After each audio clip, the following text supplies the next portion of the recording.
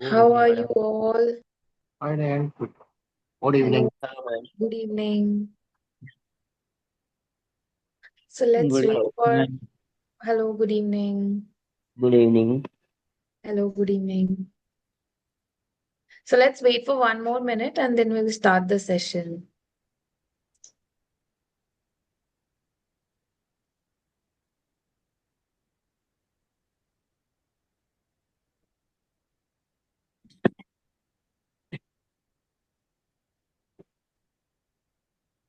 Hello ma'am, this side Rupdev. Hello, Rupdev. Ma'am एक एक पूछना था कि हमारा जो कंट्रोल चार्ट के लिए सॉफ्टवेयर यूज करना है, तो हम्म उसके लिए एक्सेस का कुछ रहेगा या डाउनलोड करना पड़ेगा कोई? नहीं, मिनी टैब अगर हम यूज करेंगे तो वो डाउनलोड करना पड़ेगा। उसमें 14 डेज का एक फ्री ट्रायल रहता है। तो I suggest you don't download it अभी, if you are just using it for practice purpose. क्योंकि फिर वो एक बार एक आईडी से होता है तो trial will get wasted. So if you are sure that you want to use it for 14 days straight, then you can get the free licence of it, Minitab का। ओके। या ये classify Q से ही मिलेगा या फिर अलग से उसका परचेस करना पड़ेगा? नहीं, क्लासिफाई किसी नहीं मिलेगा। ये you can download from Google directly like any other app. नहीं, एक्सेस एक्सेस का बोल रहा हूँ। एक्सेस के लिए अलग से ही करना पड़ेगा ना उसका हाँ मुझे? हाँ, I am not sure. I think for this you will have to consult your the person you are in contact with from Classify Q, they will clarify it. Sure ma'am. So, thank you. okay, it has been mentioned in the chat that they'll share the link and steps for downloading the mini tab.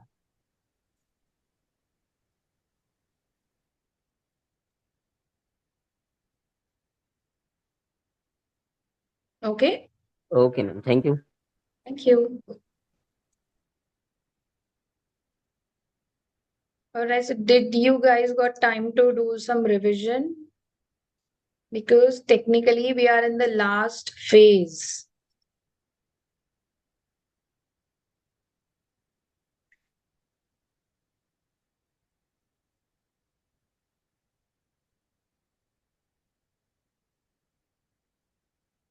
All right, so I think we should start.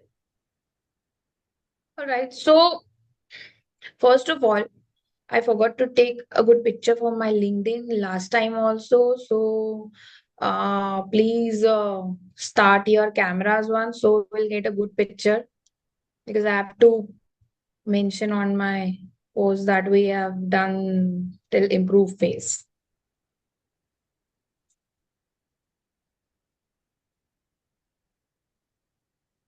Yes. This is the only time when I get to see your faces. Otherwise, you all are on videos off.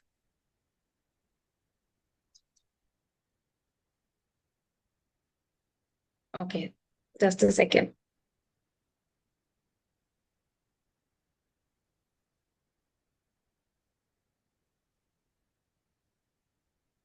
Okay, one done. Wait.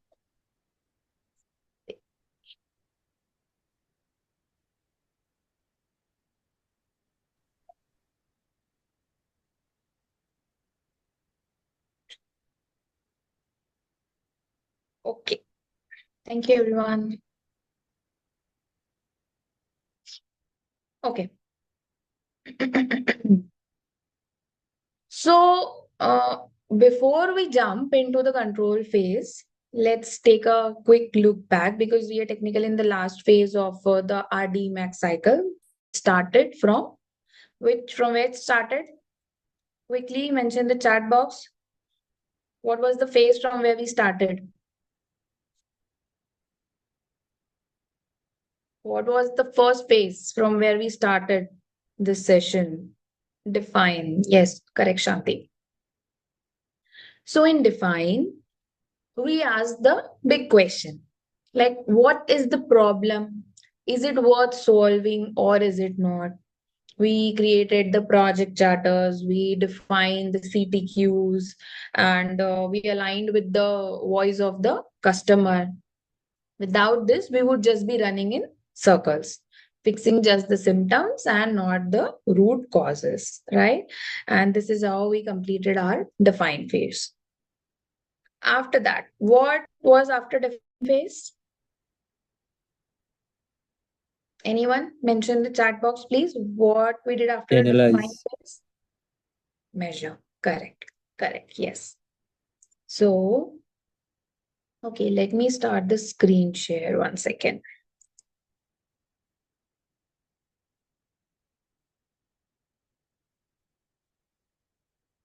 All right, so my screen is visible to everyone?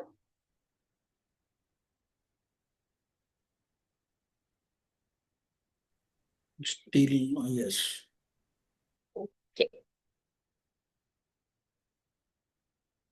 All right. So after define, we did measure. So in measure, we stopped the guesswork, right? So we started building the baselines. We mapped our process. We collected data which was reliable, right? So this is where our opinions gave way to the facts, right? Remember, we were saying this again and again that what gets measured gets improved. So I'll tell you a story which happened with while I was working on a process with the company. So I once saw a team there, and they used to swear that their process was just perfect and that they didn't need any alteration or any modification in that process. When we measured it, we found that 23% of rework was there in their process. And that data became an eye opener for them. And how it happened, because we measured it. Earlier, it was just based on their assumptions and their opinions. But the measure phase gave way to the facts from their opinions. And as a result, they found out the result in numbers that 23% of rework was involved in their process. So after measure phase, we learned the analyze phase. In analyze phase, we became what we became. If anyone remembers what we became in analyze phase, I showed you a picture of a person who is very famous in usually Hollywood, but also sorry, who was that? Sherlock Holmes. Sherlock Holmes. Yes, Investigator. Yeah. investigator, correct, detective. All right. So in analyze phase, we became detectives. So we there didn't just see the data, but we searched for the root causes also. So we used tools. Anyone remembers what were the tools that we learned in analyze phase? Fishbowl. Fishbone, correct. We did fishbone, we did hypothesis testing, we did the 5 whys, Five right? ways. Pareto. So we ask questions like, are we solving the right problem? Scatter chart, scatter plot, correct. Wonderful, Karthik. All right.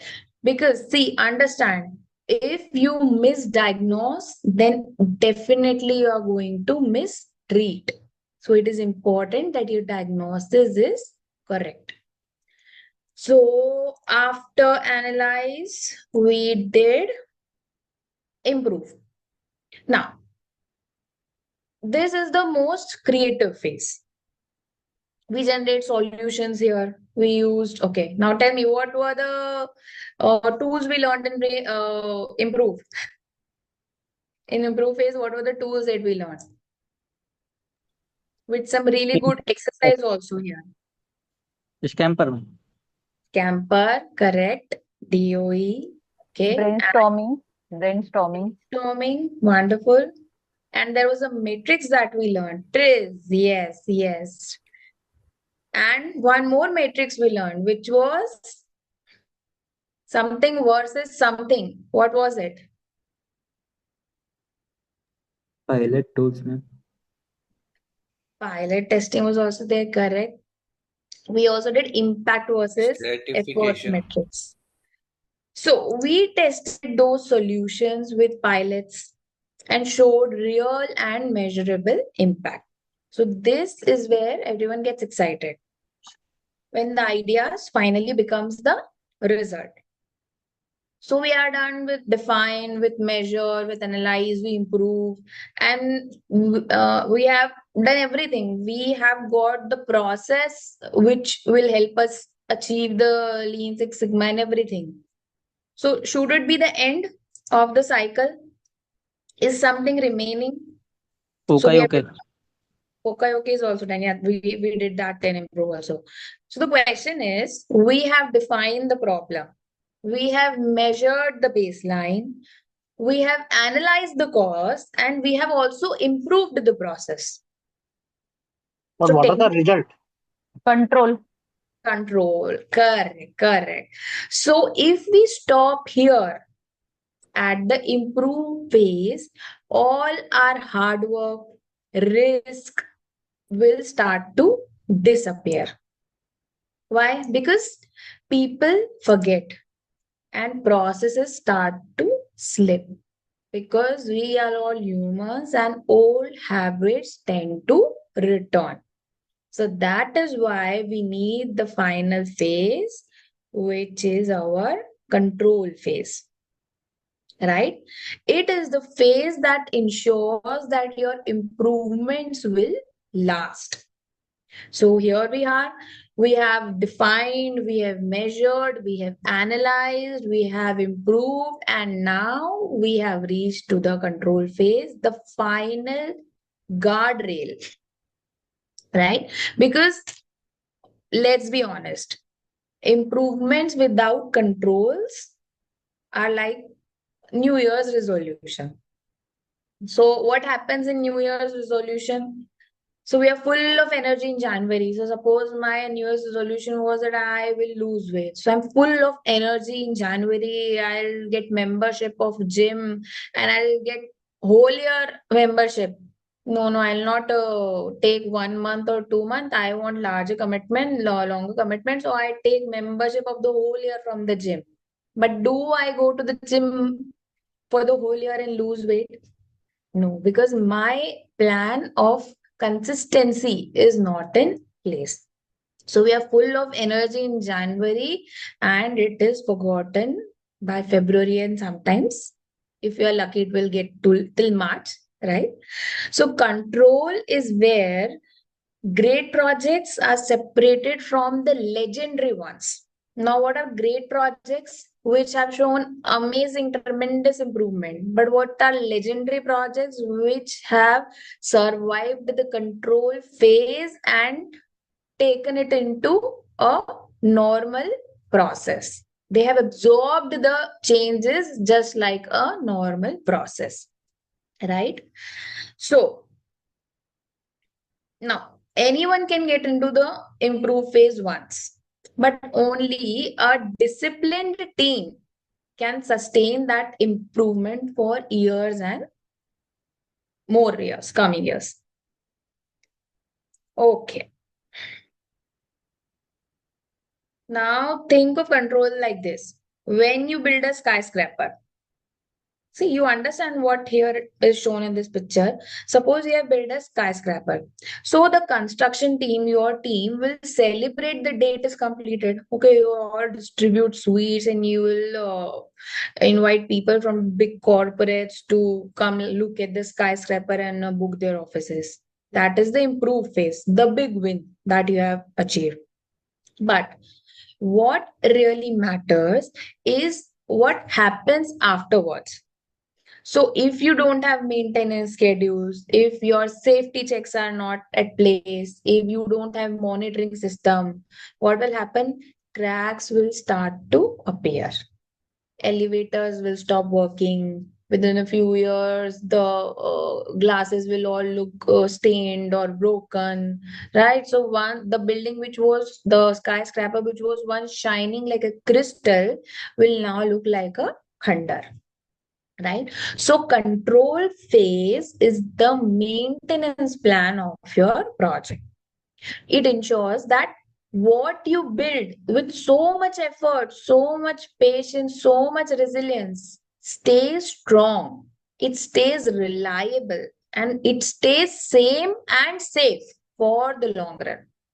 Okay, so just like a skyscraper needs ongoing maintenance to remain safe, to remain usable, our improved process needs ongoing monitoring to stay effective. So we have all seen such buildings in our cities, which were when they were built, they were so famous, they used to look so amazing.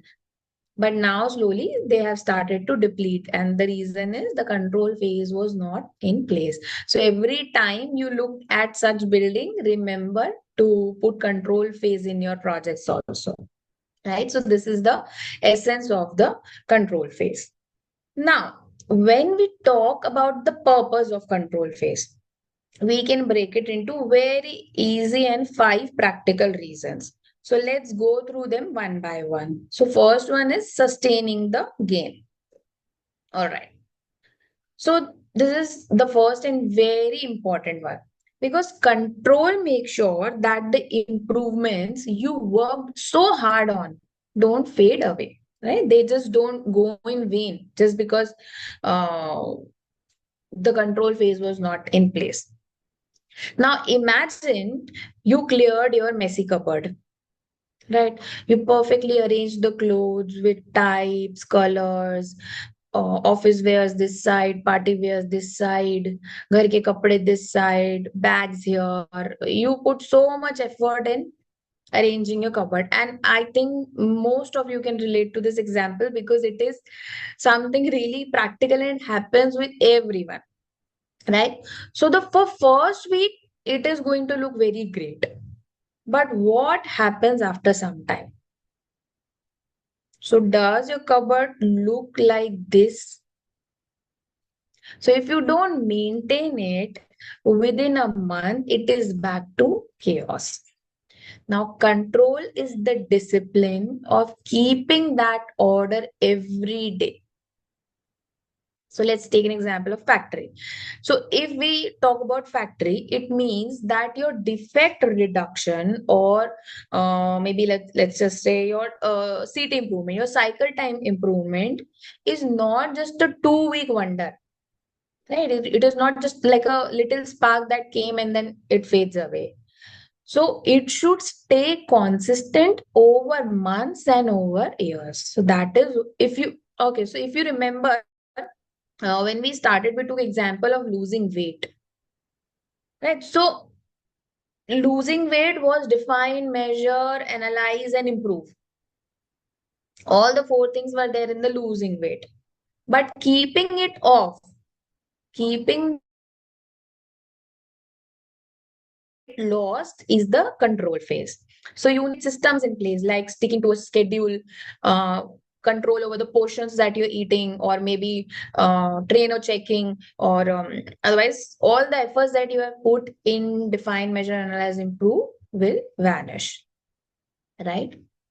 Now, second we have is accountability. Control assigns accountability, responsibility. Things like who is going to monitor, who will act if there is a mishap, if there is a slip, if there is something deviating. So without accountability, everyone is going to assume that someone else will take care of it. And what happens in that? No one actually does that, and no one actually takes care of it. So let's take example of the biscuit factory we were talking about. So in a biscuit plant, if biscuits suddenly start coming out burnt, but no one has been given a clear accountability or responsibility of checking the oven temperature. So what will happen? Everyone is going to shrug and say, I think he was supposed to do that, or it was not my responsibility. And the problem will keep on repeating. So control defines things like operator A is going to check hourly, supervisor B is going to review that daily. So now there is ownership. So if things go wrong, people will question A, right? They will measure the data by A, and they will also ask supervisor B that what are your reports here. So in companies, it is the same.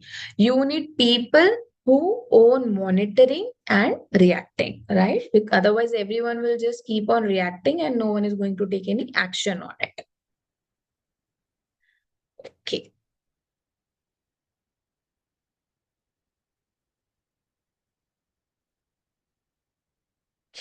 Next, we have standardization. So, what control does is control locks in the new way as the standard way of working. Otherwise, what will happen? People will going back to their old habits. So, for example, earlier, 3 operators mixed dough differently, right? After the improvement phase, we found that the best recipe is this much quantity of dough with this much quantity of water. We found what is the ideal situation in our improvement phase. Now, control means writing that down in an SOP. Now, what is SOP? Can anyone tell me the full form of this word? What is SOP? Standard operating procedure. Standard operating Great, procedures. great. Wonderful, wonderful. So, what does control means? That putting that ideal situation in SOP. Okay, what else we can do? We can train the operators for that. We can make sure that every operator follows the same steps. So what we are doing here by doing this process, we are doing standardization of that process. So, and this is actually the basic step by which Toyota, McDonald's, Amul, they all deliver the same quality every single time. Why? Because their SOPs are in place. Right? So in business, we have got SOPs, we have got checklists, we have got internal trainings and things like that. So this helps make sure that even when people are changing, the process is not changing because it has been standardized. It has been fixed for everyone. No matter whether you are new in that process, whether you're working in that process for 10 years, or whether you have joined just few minutes back. If SOP is in place, then the outcome is going to be same every time.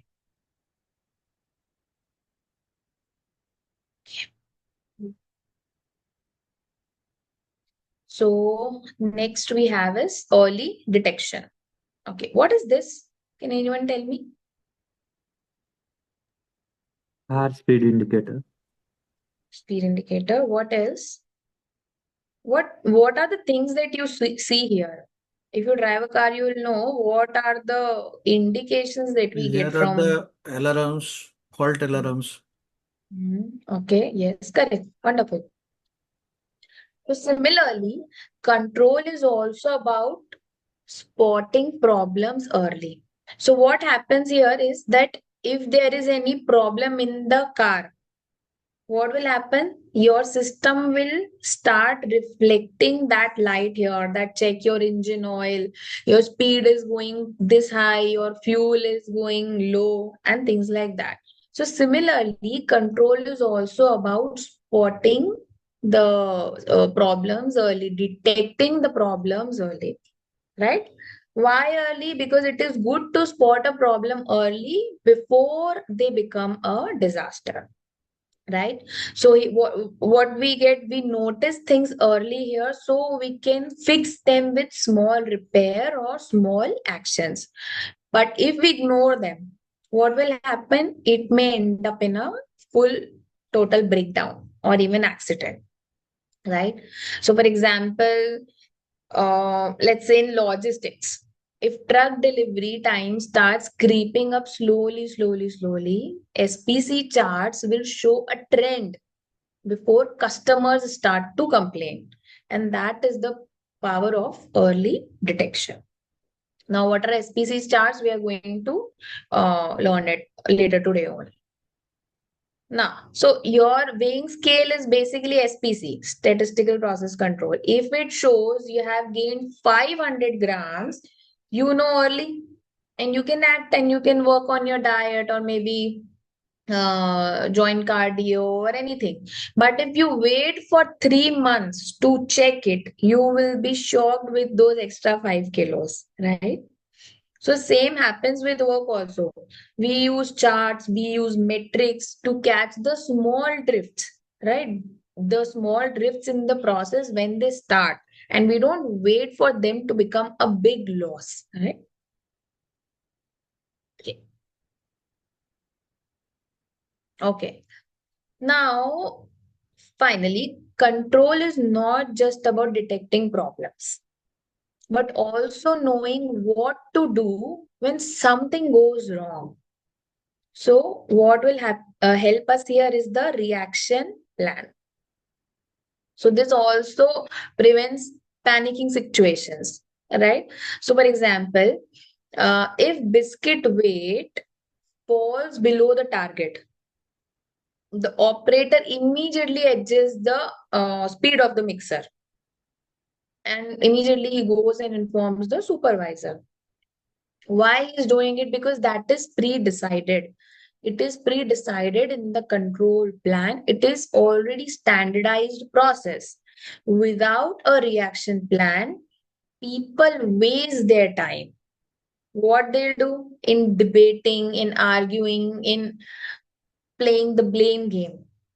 And as a result, who is going to suffer? The company and the customer. Because they are going to pay for this delay in reaction, and customers because they will get the defective products. Now, let's say you do gain those 500 grams. What is the plan? What are you going to do? Will you cut the sugar for a week? Will you start doing 10 minutes of more exercise? What are you going to do? What will be your reaction plan? Right? So without it, you will keep on saying that I'll fix it tomorrow. I'll try to do this. I'll try to do that until the problem explodes and until you get that 500 grams gets changed into the 5 kilogram. Right? So in business, the control plan defines these reactions very clearly, and because see, if it is about individual, we are all responsible for taking our own decisions. But when it is in a business, when it is in the company, it has to be predefined. So to summarize this, first is sustaining the gain. So don't lose what you have achieved. Second was accountability, which means the responsibilities have to be very, very clearly mentioned. Third is standardization, right? So it is one of the best way of working by putting things into standardized manner like SOPs, training modules, and things like that. Next was the early detection. So it catches the issue before it goes into a big havoc mode, before the problem grows bigger. And the last one is the reaction plan. So here we have to be ready with the corrective action, right? So that is why control is the phase that makes the improvement permanent. Whatever you have achieved in the improve phase, control makes sure that it stays permanent. Any doubts still here? Or we are clear? Is it going too fast, guys, today? Or it's okay? Okay. Okay. Thank you. Clear. Thank you.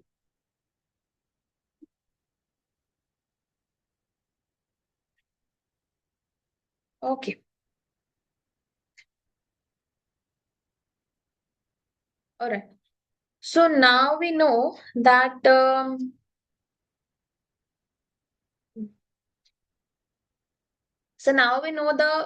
purpose of the control phase, which is to sustain gain, ensure accountability, standardization, alert detection, reaction plan, and everything.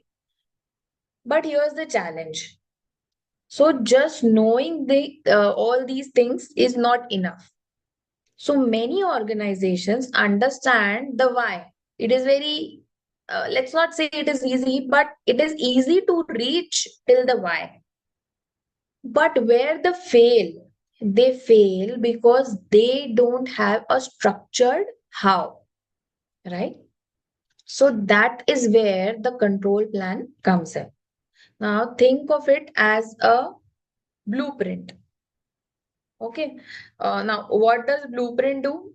It helps you in stability, right? So just like an architect never hands over a building without maintenance manuals, we should also never hand over any improvement in the process or any improved process without a control plan, because it will be just total waste of energy. So without structure, improvements collapses back into chaos, and with structures, it becomes part of the daily business. So now, step by step, we are going to understand the structure. Okay. So first one is the process step. All right. Now, what is the purpose of this step?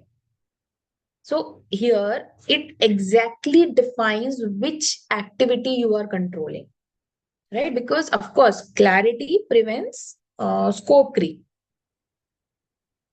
Now, what are the things that needs to be specified in this step? Unique step name. It has to be unique, because if it is not unique, people will tend to confuse which step you are talking about, right? And it has to be precise. It doesn't have to be something very vague. So, for example, you can name the process as baking final cure, right? Or maybe if you're talking about the another process, then it could be final approval of the invoice, right? Now, what is going to be the next thing? It is the step ID or the sequence number of the process map. You remember we created the process map, we also created the value stream mapping. So either you mention the step ID or you mention the sequence number. So it is easy for people to spot which process you're talking about and where it lies in our process map. Then next could be short description, like what happens, the inputs of that process, the outputs of the process, the upstream, the downstream, all the steps which are included in that particular process.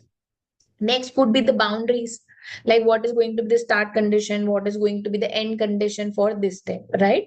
The more you will define, the better it is going to be for people to understand. So when you design it, you should think like that even if a kid or a person above 90 years reads it, can understand the whole process from your particular that set of documents of it, right?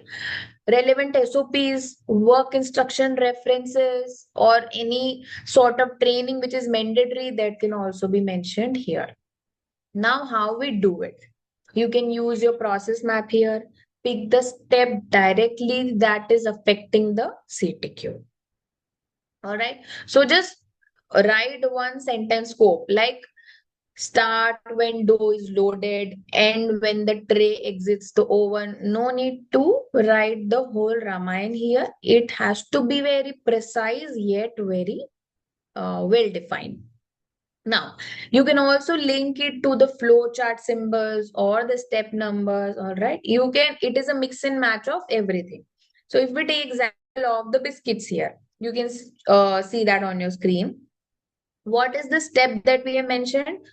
Baking, oven 3, final cure, right? It automatically says that this step is for oven number 3, where the final cure will be done and the process is going to be the baking.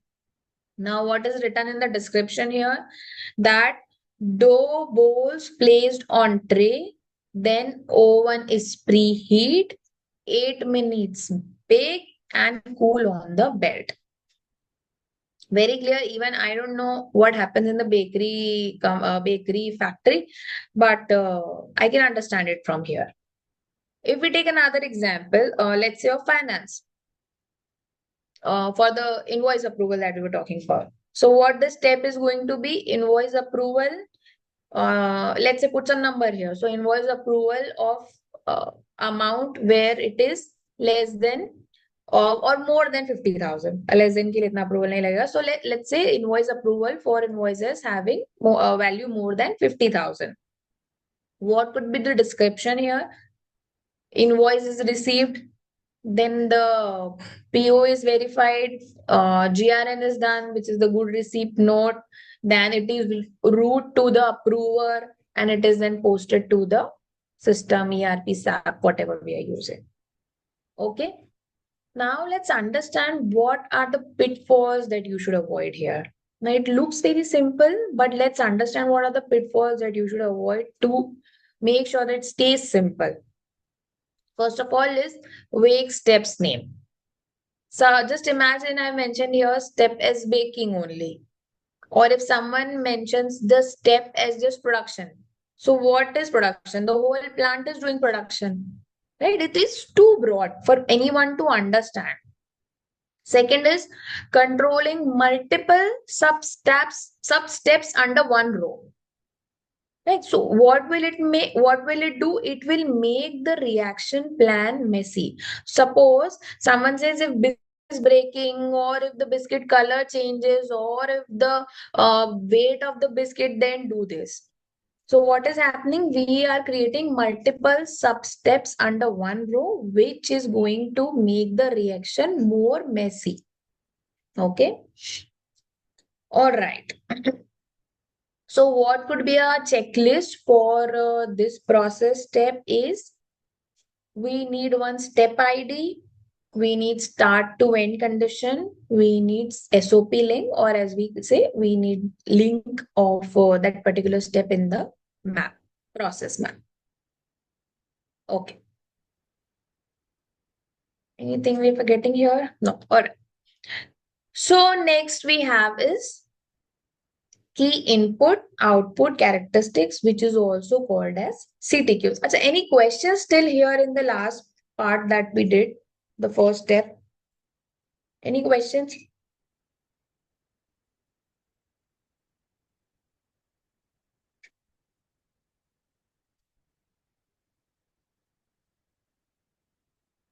All right.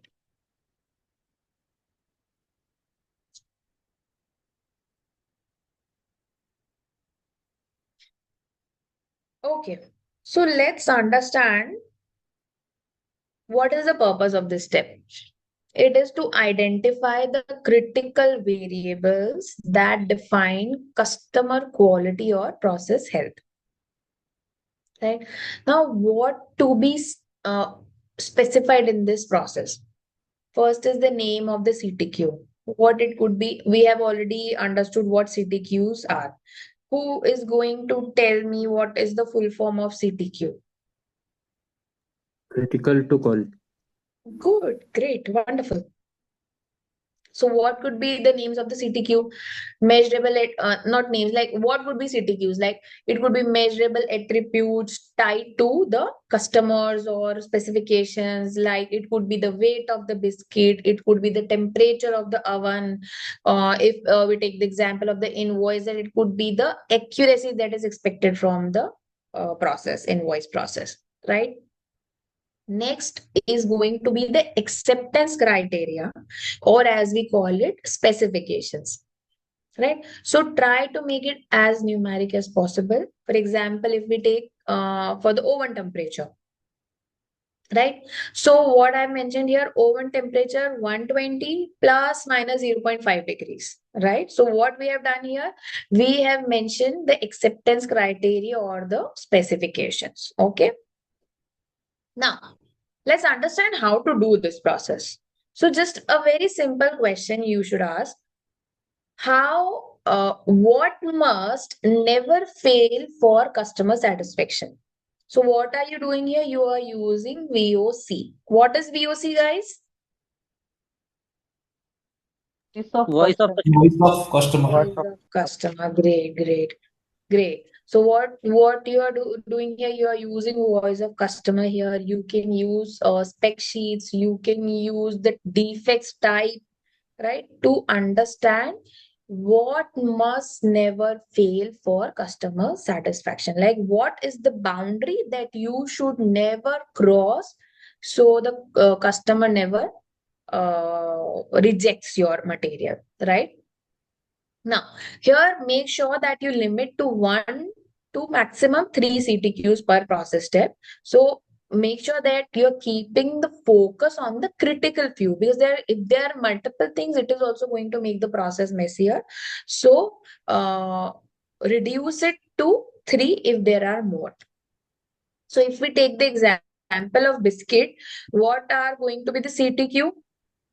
The weight of the unit, like weight of per biscuit, the color index, right, which is going to be the visual score, the percentage of breakage. We did an exercise over this breakage percentage, right? What could be the specs here, specification?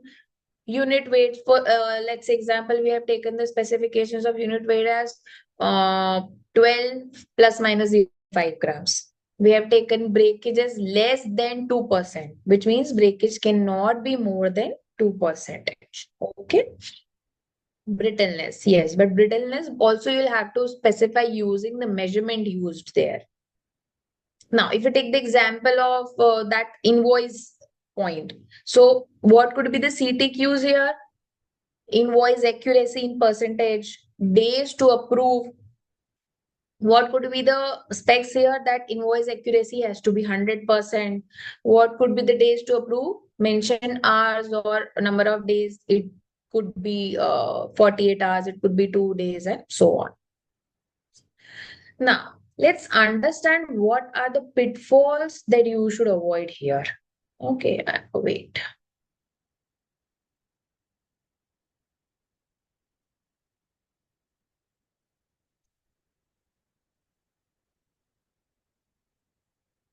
Okay. So as I already told you that too many CTQs also dilute the focus. So try to stay away from too many CTQs. So I've already told you that try to limit it to 3 max. Now, non-measurable CTQs. For example, instead of saying that what should be the color index of the biscuit, if I say to the production manager that they should just look good, what he's supposed to do, what that person is going to do to make that process, to control that process. If I give my specification as it should just look good, will it help him? No. So I have to convert it to measurable proxy. For example, the color score should be this, or the size should be this, the diameter or radius should be this, and so on. So I have to make sure that the CTQs are measurable and not just feelings. Okay. Now, what could be the what are the checklists that we want in here? So one is the name of the CTQ. Specs should be numeric and it should be measurable. Okay. Next up we have measurement method and frequency. Very important to set the process. So how you will measure CTQs, how often you will measure them. So these all will be defined here so that you can monitor the trends and you can detect the drift we were talking about. Remember when we started, we spoke about how the control phase helps us in monitoring the drift when it starts to happen, right? Instead when customer starts complaining about it. Now, what we are going to specify here? So measurement instruments, the instruments which we are using in this measurement, the tools which we are using, for example, if you are using the check weighers, if you are using the temperature loggers, if you are using calipers, or if you talk about that invoice example, then the ERP field, the checklist of audit, and so on. Now, what is going to be the data collection method is also a very important question, which people tend to ignore, but as they move ahead in the process, they understand the importance of it. So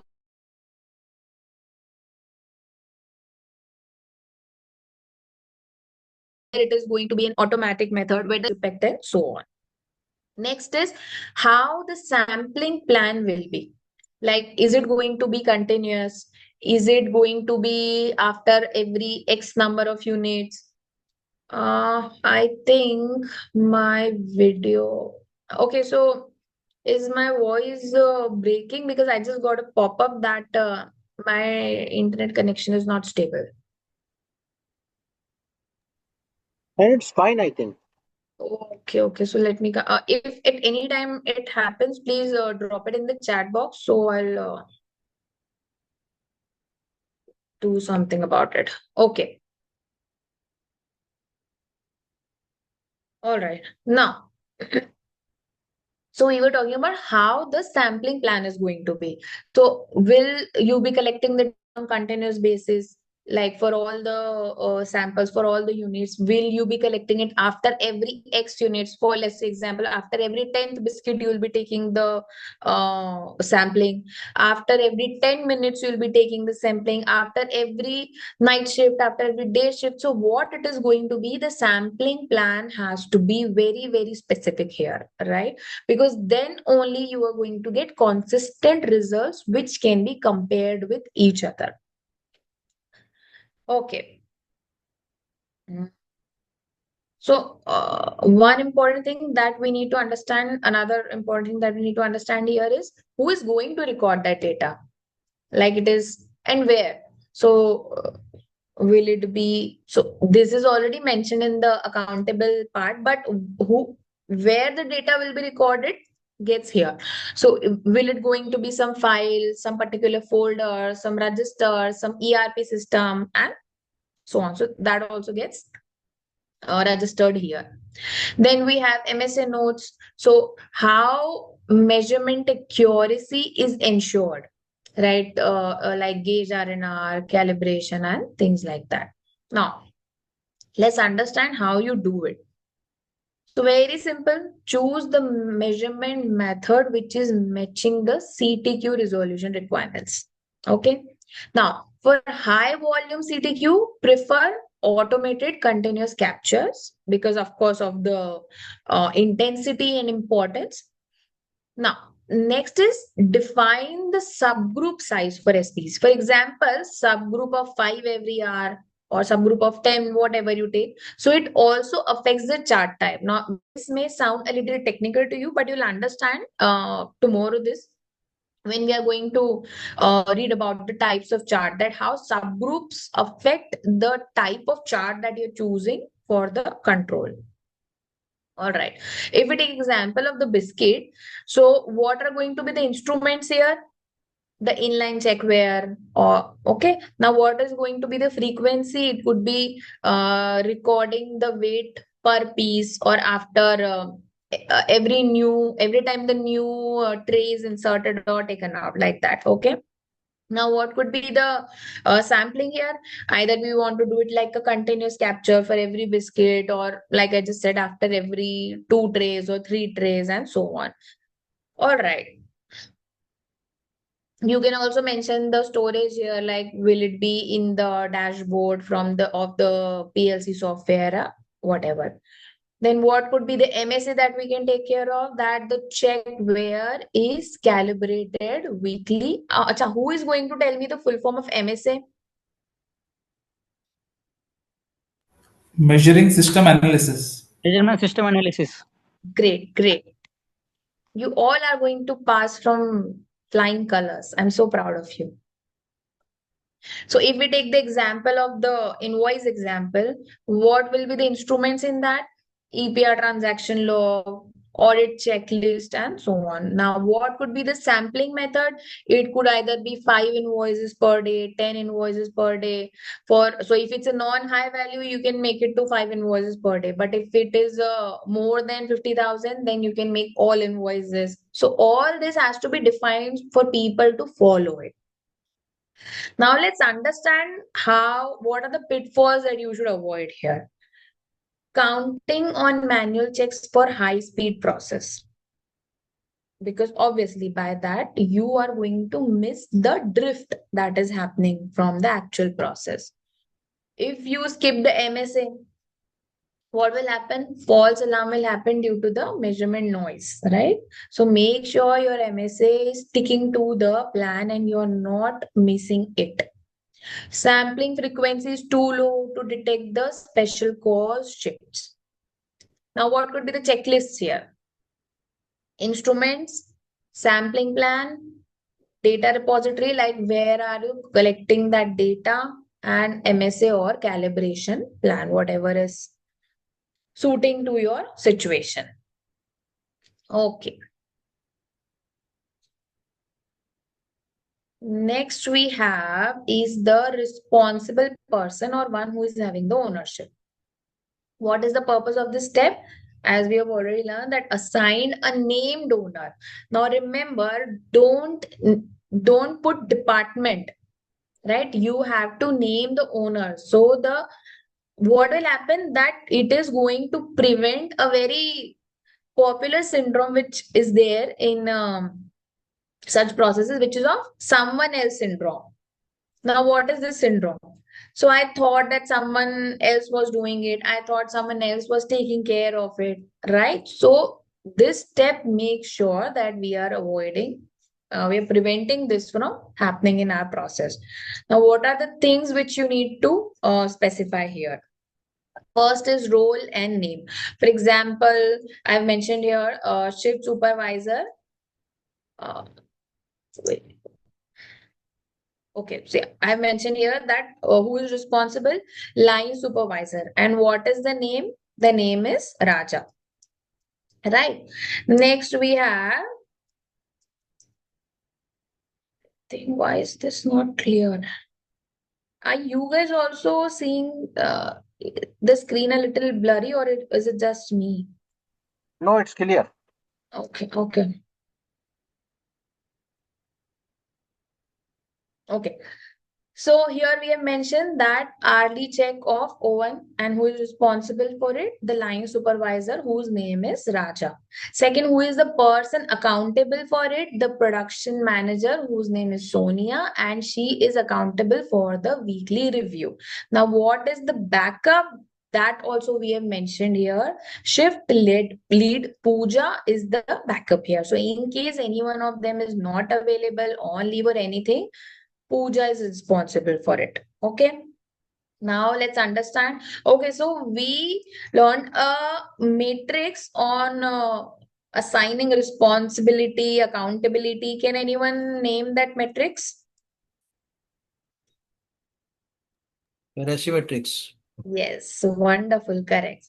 So in RACI matrix, we learned R for responsible, A for accountable, C for consulted, and I for informed. How to do it? So just simple, write name, also mention the escalation path. So what is escalation path? That if it is unresolved for 2 hours, then you can go to the QA lead. If it stays unresolved for 10 hours or 12 hours, then you can escalate it to the plant manager.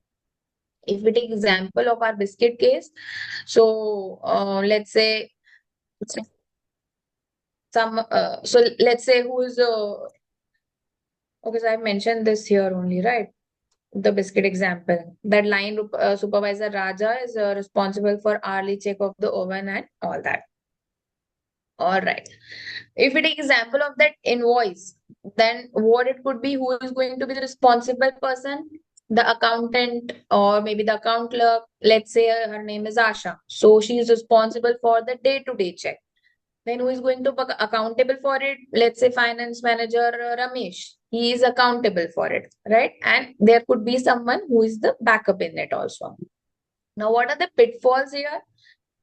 So pitfalls could be, as I mentioned, assigning responsibility to departments rather than to persons. So if I mention here that uh,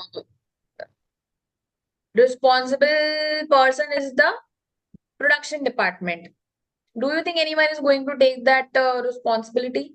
No. No, right? They will just be affected by someone else syndrome. So make sure that you are not mentioning name of department, but name of the people here, right? Then the second thing is no backup plan, no absence plan, because many times it happens that RNA are together not available there, or they are not available there on the same day. But there has to be a backup plan, because you cannot compromise the whole process just because someone else is not available on that day. So make sure that there is also a backup plan or the plan of absence. What could be the checklist here? Very simple. Name donor, right? Very important that the owner has to be named. Backup has to be there. RACI should be in place. It should be documented. And the status of the training, whether all these people have been given training over this process or not. Like, for who is responsible, who should you follow, and all the things. Okay. Then we have control method, or as we call it, the standards or the limits. So what is the purpose? Define what is acceptable, like control or specification limits, and methods to keep the process within those limits. So this is also the base of what we are going to learn in the next couple of slides, and tomorrow also. Okay, so let's understand. Now, what are things that we have to specify here? First is the control type.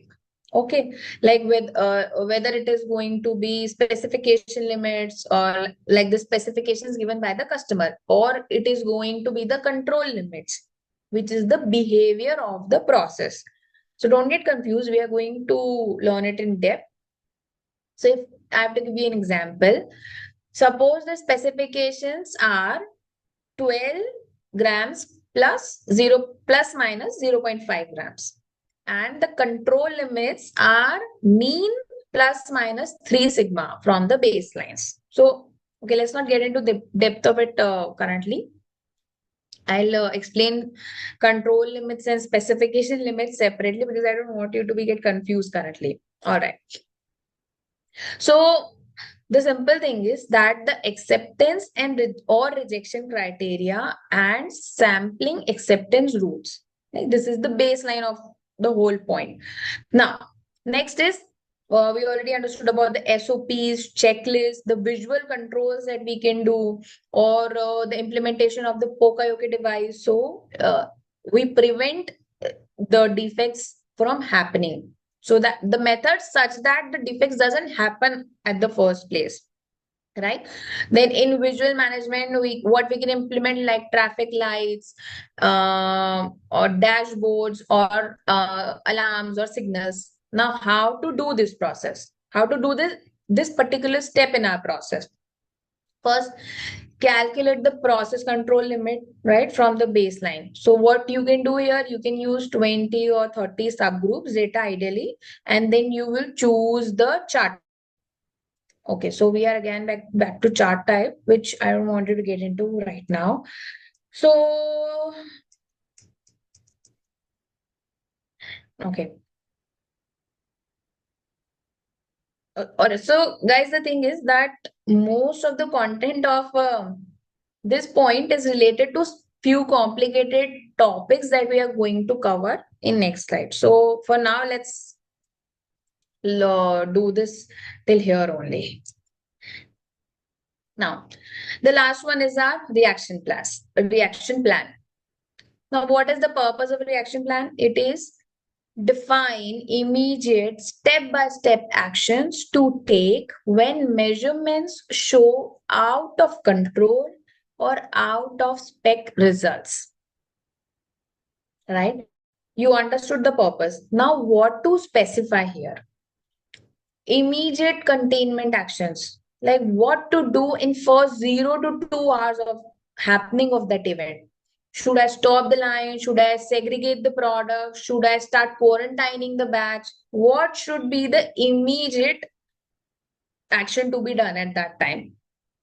After that, short-term corrective action. So if immediate containment action is to be done between 0 to 2 hours. Now, what is 0 to 2 hours? 0 is like from happening of that event. So 0 to 2 hours of happening of that event, what should be done will come into the immediate action plan, immediate containment action, and from 0 to 24 hours will come into the short-term corrective action. Right? What it could be like, should I adjust the set point? Should I replace any part? Should I retrain any operator? So can retraining the operator come into the immediate containment action? No, because in those 2 hours, it is impossible to retrain operator or replace a part. So all this will come into short-term corrective action, right? Next will be from 24 to 72 hours, which will be the root cause investigation. Now we have done our immediate action. We have done the short-term corrective action, which was required to be taken. But will we be working with that only? No, it is time that we do the process of how we can get that plan back on track.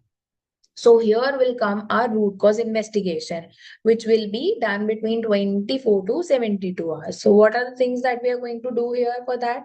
It is going to be 5 whys, fishbone analysis, data review, and tools like that.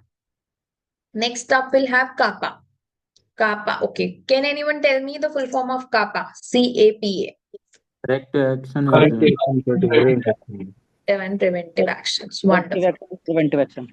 Yes, correct.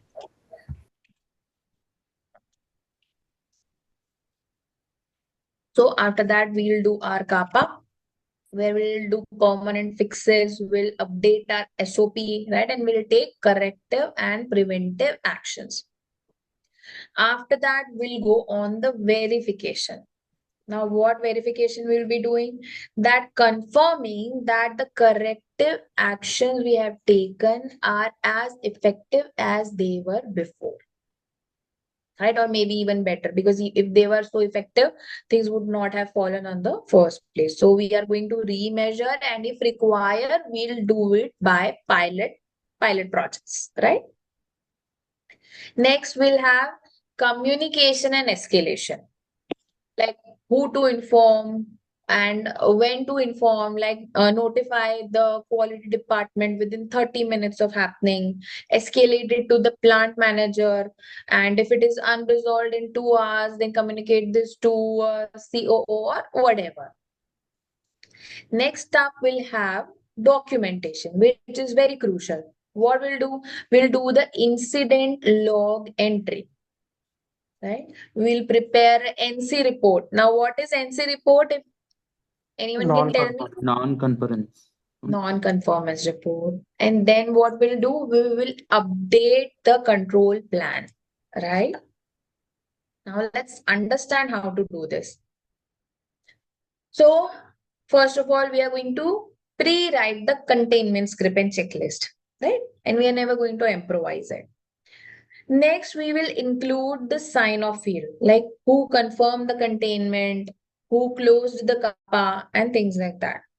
Next, we'll define the metrics to confirm the recovery. Like, for example, 48 consecutive pieces in spec and like that. If we take the example of the biscuit, you can see on your screen also. So what we are going to do immediately in 0 to 2 hours, we are going to stop the oven. We'll segregate the last 3 trays and we'll tag them as hold. What is going to be short-term thing? We are going to reduce the oven temperature to 2 degrees Celsius, and then we'll do a pilot of running 5-piece verification, right? Then if we see at the RCA, what would be the RCA? Like checking the ingredient batch, check the depository setting, calibration. This could be under the root cause analysis. Then if we go to the CAPA, what could be the CAPA? First of all, replacing the faulty depository nozzle, maybe because that would have caused the issue which we found out in RCA. Then we'll update the pre-baked checklist. So we'll make sure that by updating the pre-baked checklist, the issue which just happened is not going to repeat. Now, what could be the escalation here? That if still out of specs after two adjustments, then you are going to stop the production and then you are going to notify the plant manager. Okay.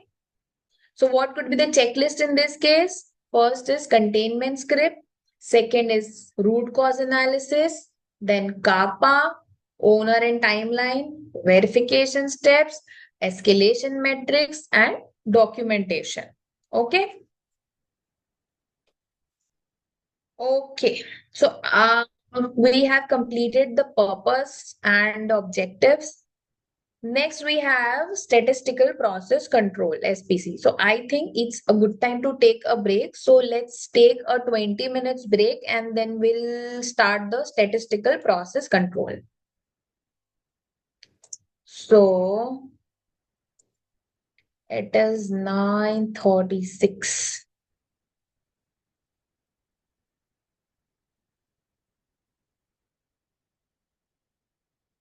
All right. So I'll see everyone back in 20 minutes.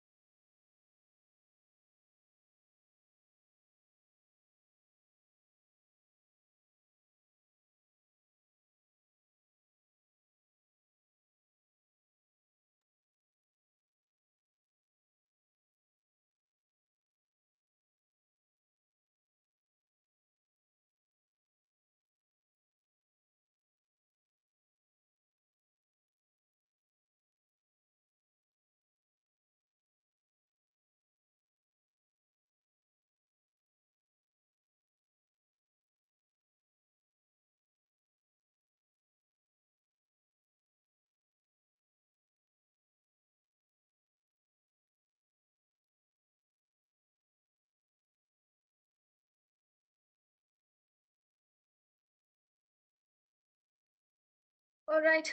Shall we resume the session? Everyone back from the break? Yes. Yes, All ma'am. right. Great.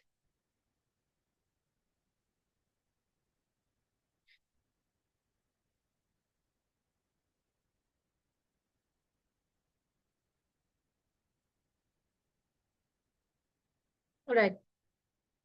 So my screen is visible to everyone, right?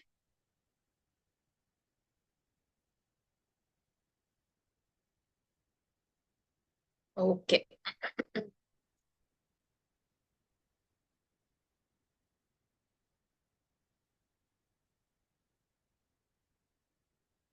Just a second. Thanks. Hmm.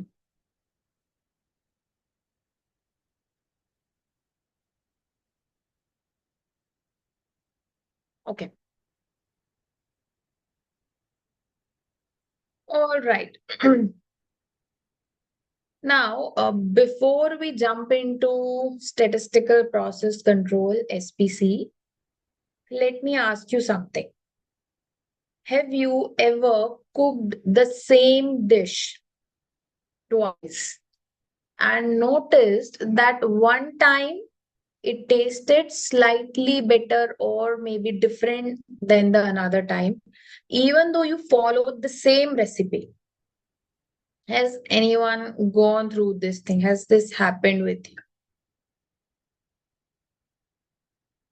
That you made same dish two times, you followed the same recipe, but the one time it was slightly different than the other time. Yes. Now that is variation, right? So in Lean Six Sigma, we say that no two things are ever exactly alike, even if they're produced under the same conditions. Now, variation is not always bad. The things we have been learning till now has made variation villain of our Lean Six Sigma. But trust me, not variation is not always bad. But uncontrolled variation is actually the enemy of the quality. So SPC, which is statistical process control, it helps us in understanding and managing this variation. Now, there are two types of variation. One is the common cause variation, another one is special cause variation, right? So let's start with the common cause variation. Now, this is the this is like natural, everyday, normal fluctuations that's always present in a process. So, for example, if let's take the biscuit wala example again. So, if you are baking biscuits, right? If you are baking biscuits and one tray, it is possible that one tray may have biscuits slightly lighter or maybe darker in color. And this is just because of the oven hotspots, or maybe in a tray, the biscuits are from somewhere are slightly lighter in color and somewhere they are a little darker in color, right? Now, this variation is normal. It is built into the system. Okay. Now let's understand what is special cause variation. This is unusual. This is unexpected variation and it is often a signal of problem in the process. So for example, in the same biscuit plant, suddenly one tray comes out completely burnt, right? Because maybe the oven's temperature controller failed or something happened. Now, this is not natural variation. This is a special cause and it needs your attention immediately. Okay.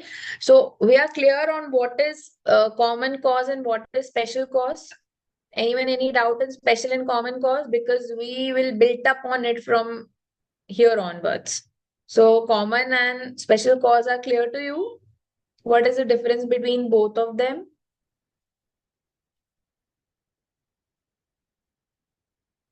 Hello? Yes. Okay. Thank you, Pawan. Okay. Now let's understand why SPC matters. So let's say SPC is like the health checkup of your process. So just like a doctor uses your temperature, your BP, your blood test to see if something is wrong or not.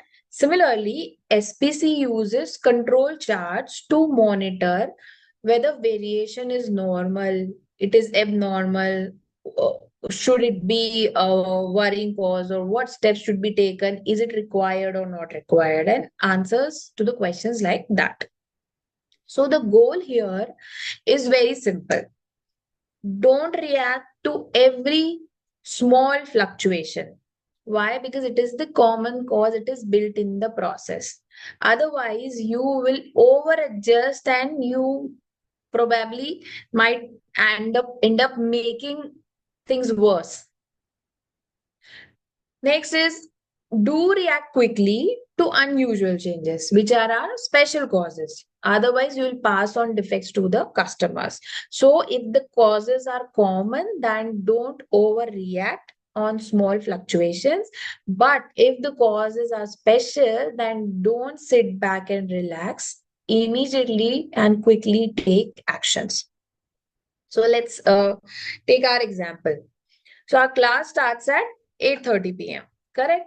Now, most of you arrive between 8:25 and 8:35 p.m. That is common cause variation. But if one day 2, 3, or maybe 5 students join in at 9:15 because let's say they were not able to access the link which was sent in the group. Now that is special cause. So SPC is basically a system that tells you which one is which one is special cause, which one is common cause, so that you don't go yelling at students every day for those few minutes of difference, right? Now let's understand why SPC is so powerful, why it is so important. First, it prevents overreacting to normal ups and downs, normal fluctuations. Next, they provide early warning signals. When something truly goes wrong, they provide you early warning signals. Next, they shift the decision making from feelings to make it more data oriented, data driven. Right. So these are the uh, three importance of SPC. Okay. Now a very little exercise, a very simple one. So let's say that target biscuit weight is 20 grams. And here are few samples that I have given: 19.8, 20.2, 20.1, 19.9, 20, 20.3, 20.1, 22, 19.7, 20.4. Okay, these are the sample weights that I have given to you. Here is the UCL, which is our upper control limit, and here is our LCL, which is our lower control limit, which is 20.5 and 19.5 respectively. You will have to tell me which ones are the common variation here and which looks like a special cause or special variation to you. 22. 22 is special variation. Yeah. Right. So here it was very simple because the variation was very visible. Right. So 22 is very different from the control limit that we have. So the upper control limit here we have is of 20.5, and this only particular number is going far behind from the UCL, which is still 22.0. However, other points are under UCL and LCL. Still, we have got 19.7, which is slightly above LCL. So it should also be considered as a special cause, but 22 is more alarming here. Okay. Now,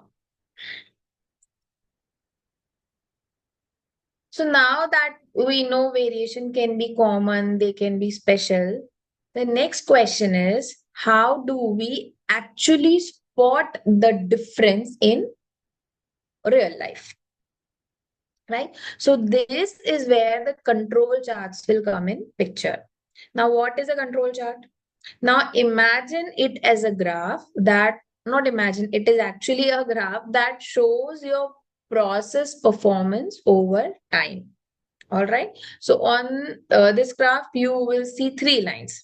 So this one is our central line, right? So this is the process average. Okay, now let me switch to the pen.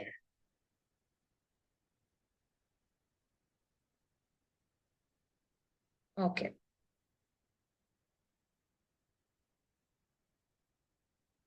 All right.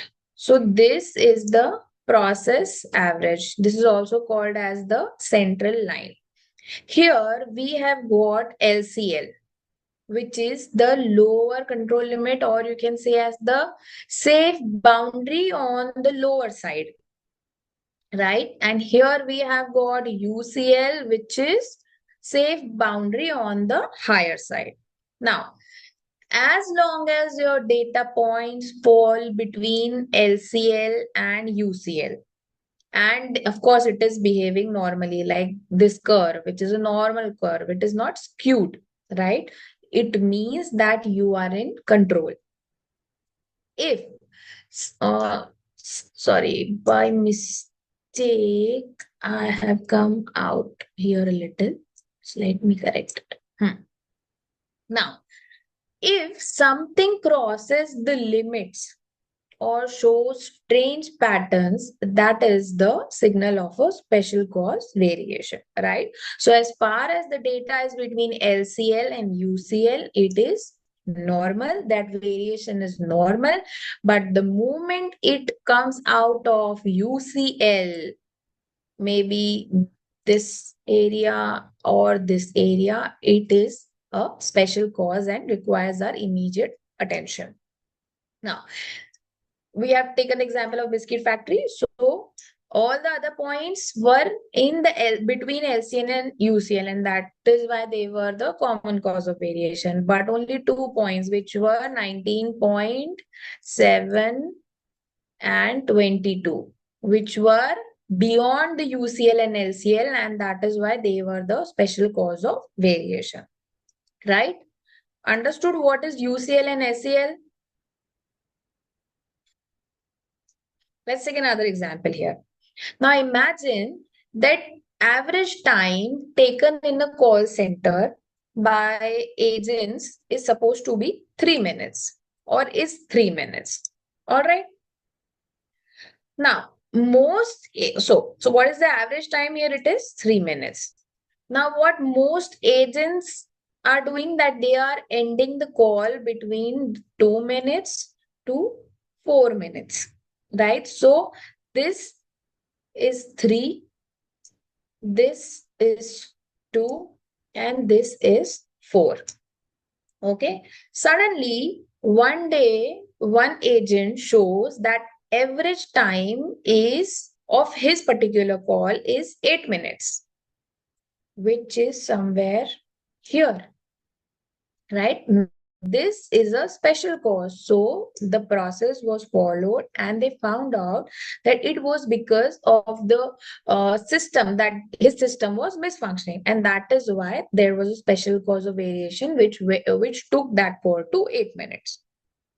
Right? So the control chart would flag that as a special cause and not a normal cause. Okay. Now let's understand what is the difference between control limits and specification limits. Okay, so here you see that we have got control limit, and here you can see that we have got a specification limit. So now let's understand what is the difference between these two limits. Any confusion till here? Is it clear what we just covered about the control limits? Yes. Yes, ma'am. All right, great. Yes, student. All right. Now let's understand the difference between the specification limits and the control limits. Now, people often get confused here, so let's clarify this out.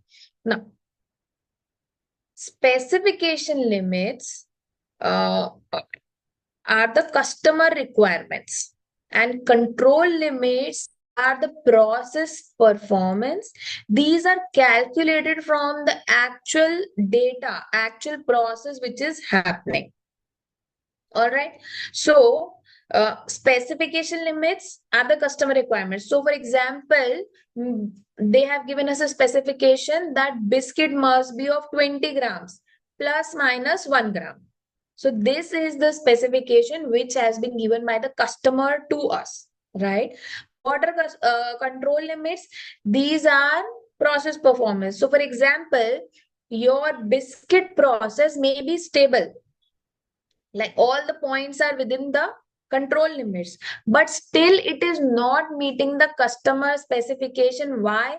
Because the average biscuit weight is 18 grams, and what specification we have received from the customer, which are our specification limits, is 20 grams plus minus 1 gram. So it could be 21, it could be 19, but if it is 18, it is not in the specifications, right? Now, so SPC tells you that if the process is stable, but it is not necessary that it is good also. Okay. So let's see the difference one by one. First one is the voice of customer. And here they have mentioned it is voice of the process. Now, specification limit reflects the voice of the customer. We all know this. That is what the customer expects or demands from the product. Second, in control limit reflects the voice of the process. That means what the process is actually capable of delivering consistently. Now, concern of customer versus the concern of the organization. Second point. Customers care about whether their requirements are met. And that is why specification limits are defined to meet the needs of the customers. Control limits focus on the organization's ability to meet this requirement using its current process. Okay. Third, we have reducing the customer rejection and reducing the internal rejection. Now, what specification limit aims at is to reduce the customer rejection, reducing the defect by the, customers, right? Products outside the customer's acceptable range are defect in specification limit. Whereas control limits aim to reduce internal rejection, defects identified within the process before they reach to the customers. Okay. It's like your mom made a dish at home and you tried that dish first. You liked it, but you know that when your father will come, he will think that a salt is little bit less. So you are the control limit. So you internally tell your mom, please adjust the salt. It is not as per the likings of the taste of father, right? Because he is the specification limit here. Okay. Now, next we have performance within the limit. So specification limits define the range in which the product should perform from the perspective of the customer. And control limit defines the range in which the process is performing from historical data using a lower control limit and upper control limit. Next we have is the allowable deviation from the target value and allowable deviation from the past performance. Specifications focus on allowed deviation from the target value desired by the customer. And control limit focus on the allowable deviation from past performance. That is what the performance has historically delivered. Okay, clear till here? Next, we have focus. So, specification limit focus on meeting the requirement of the product. However, control limit focus on process location, on the spread, on the weight. That is the statistical characteristics of that process. You'll understand this when we are going to do control charts. Next, we have definition. So if we look at the definition, specifications are defined by the customers or the organizations. But if we talk about the control limits, they are calculated. They are not just numbers put by someone. They are calculated from the data based on the actual performance of the process. Okay. Next, we have appearance. So, specification appears on histogram, showing how product measurements are distributed, whereas control limits appear on control chart, showing process variation over the time. Then we have purpose. So, specification limit tell us what we want the process to do. However, the control limit tells us what the process is actually doing, how it is actually performing. Then we have functions. So, function of the specification limit is that it helps in separating good items from the bad according to the requirements of the customers. However, in control limits, the guide process action, right? They guide the process action. So indicating when the process is going out of control and when it needs corrective action from your end. So in short, specification limits are about the customer's expectations, while control limits are about the process performance. Right? So understanding the difference between these helps us improve the quality and reduce the waste, which is our prime objective as a Lean Six Sigma expert. Okay, so any confusion in specification limit and control limit, or is it clear? Any question in the difference between specification and control? Clear. Okay, guys. Thank you so much. Okay.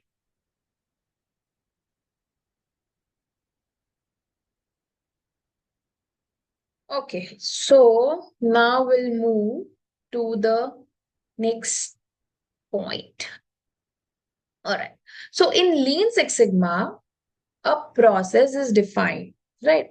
How it is defined? It is defined as a series of steps, or maybe you can say activities that take some input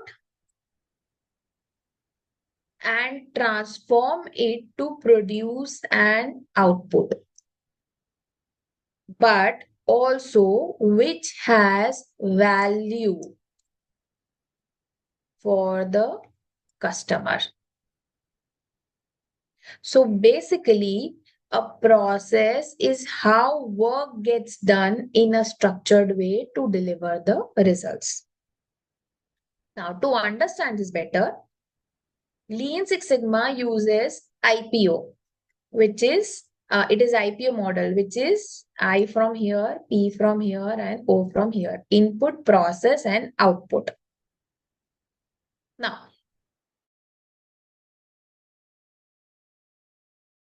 what are inputs? These are all things that you need to start a process. It could be anything. It could be material. It could be information. It could be tools or customer requirements. It could be anything. If we take our biscuit example, what are going to be inputs in our biscuit example? Come on, quickly mention in the chat box. In biscuit making process, what could be the inputs? It could be It could be material, tools, equipments. What are going to be the inputs in biscuit making process?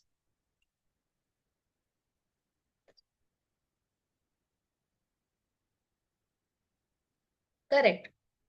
Wheat, milk, flour, baking powder. Wonderful. I think we have got a baker here. Someone has mentioned baking powder, Ketki. Great. All right. So, inputs here are flour, sugar, butter, recipe. These are all our inputs. Now, let's understand what is process. This is the series of steps or activities that transform that input into something valuable, right? So in Lean Six Sigma, we call this as the transformation stage. So for example, in biscuit making, mixing, rolling, maybe cutting, baking, packaging, these all will come into the transformation stage, which is also the process involved in making it valuable, right? Now, what is output? This is the result of process. Okay. Now, ideally, it should meet the customer expectations and the quality standards laid by the customer. So, for example, the finished biscuit, which is ready for sale, it is perfectly shaped and it also weighs as per our specification, which is 20 grams. Right? Now, few important points to remember about a process. First is that it should add value. Each step should contribute to the final product or service. Why? Because non-value added steps, NVA, non-value added steps are waste and we are going to remove them in our Lean Six Sigma process. Okay. Next, we have process should have measurable outputs. We can measure quality, we can measure speed, we can measure cost, customer satisfaction, everything. So make sure that your output which you are getting is measurable. Okay. Then process should have variation. Now you might think कि मैं क्या बोल रही हूँ, I am saying it wrong, but process should have variation because no process is perfect. Outputs can vary depending on inputs, environment, or operator actions, or maybe any operation thing, the natural course of business. But process must have variation because if a process is not having even the slightest of variation, then it is flawed. Okay. Next, we have process can be improved. So Lean Six Sigma focuses on reducing the waste and variation to make the process more efficient and reliable. So your process should be in such a way that it can be improved. There's scope of improvement always. All right. Now, let's see an example for this. If the inputs are order details, what could be the process? Come on. Tell me in the chat box if the inputs are order details.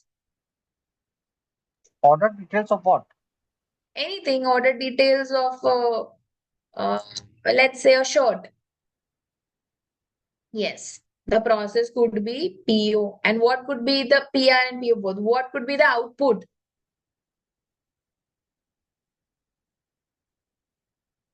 What would be the output? Order logging, invoice, order, delivery could also be the output here, right? So, delivered to customer, correct. So, inputs can be several things like order details, raw materials, labors, machines, right? Now, what could be the processes?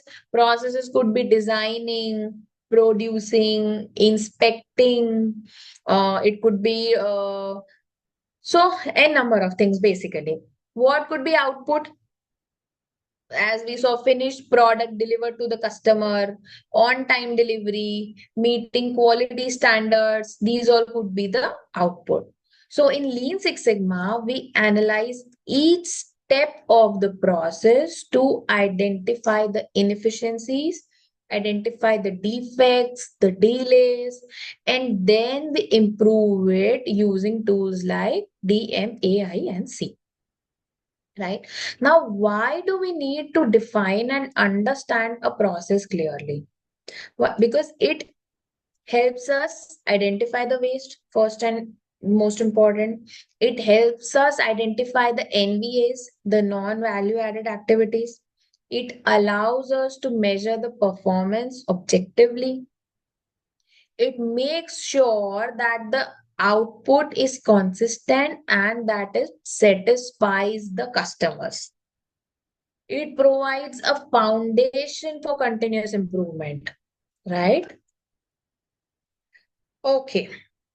So to summarize, a process is a structured set of steps that transforms input into outputs. Okay. So understanding your process is the first step in reducing variation, improving quality, and increasing the efficiency. As you can see here in this example, what are the inputs? Mango, pulp, sugar, and milk. What is the process? Blend in the mixer grinder. And what is the output? It is the mango shake. Okay. We understood what is process. Now we are going to understand what is process capability. Okay. So, so guys, at any point of time you start to feel overwhelmed by the content, please let me know and we will slow down. Okay. Right. So now let's understand what is process capability. Process capability simply answers one question. Is my process capable of meeting customers' requirements consistently? Okay, let's hear it again. Is my process capable of meeting the customer's requirements consistently? So every process is variation, right? Now, no matter how perfect you think it is, you will always have some ups and some downs in the output. So process capability tells us whether this variation still fits inside the customer specification limit, that is between the lower specification and the upper specification limit. Right? So if your process consistently stays within these limits, congratulations, your process is capable. Now, if not, then you have got so much work to do. Now, let's understand why process capability is important. So, why do we even bother measuring CP, CPK? Why is it important? Because process capability helps us in ensuring that we are meeting the customer requirements, that too consistently. It reduces the defects. It reduces the rework. So it also, in total, helping us in improving our efficiencies, right? And reducing the waste. It is helping us build customer confidence in our product.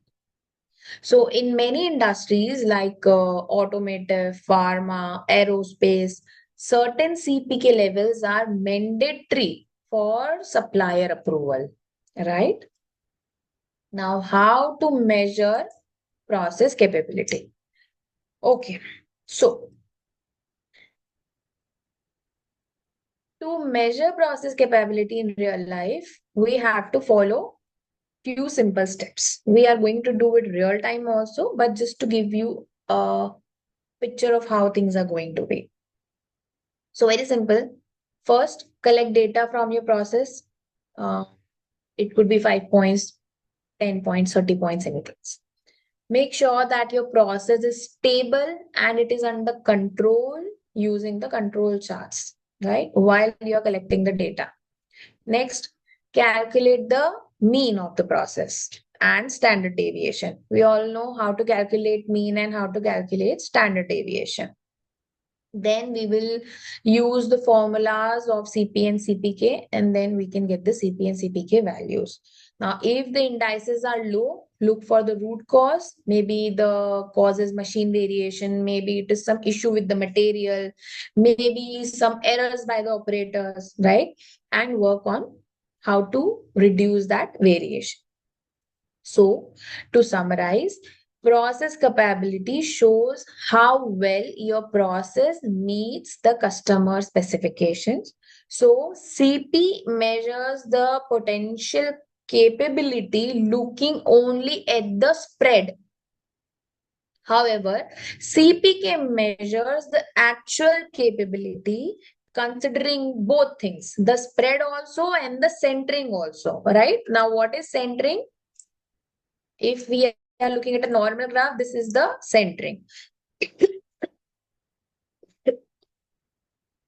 All right. So Ma'am, values graph above, is not visible. sorry, Graph is not visible. It's visible. this Process graph which I yeah, made. yeah, you have, yeah, okay. Okay. Okay. So values above 1.33 are generally acceptable, and but still the higher the better it will be. So always ensure that the process is stable before you are calculating the capability. Now, you know what is the power of CP and CPK? So they give us a simple way to judge whether our process can truly satisfy the customer or not. We are going to calculate CP and CPK, so don't worry. Right? Okay. Yeah. Can you once again define this CP and CPK? Okay, so see, that's what I'm saying. Don't worry. Sometimes the definitions are confusing and doesn't help us in getting the concept. Once we calculate it and we try to solve it in a problem, you will get a better picture of what is CP and CPK. Okay? Sure. Okay. But just to repeat the final definition, CP measures the potential capability, but it only considers the spread, right? But CPK measures the actual capability considering both the things, the spread also and the center line also. Okay? Right. Now let's look at this example. What do you see here? So just imagine that you have got a parking space. The walls of this parking, okay, let me change the color of the ink, I think, because red is not so much visible.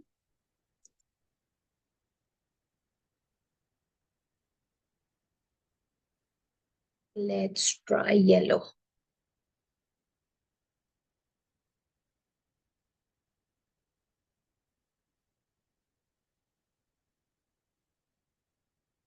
Okay. So this is a parking space, all right? The lines of this parking space are the specification limits. So this one is our USL and this is our LSL.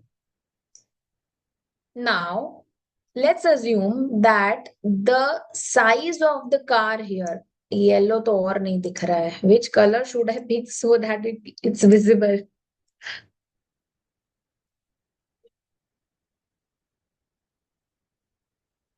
I think this is better. So the size of the car is our control limits, and the size of the parking is our specification limit. Okay.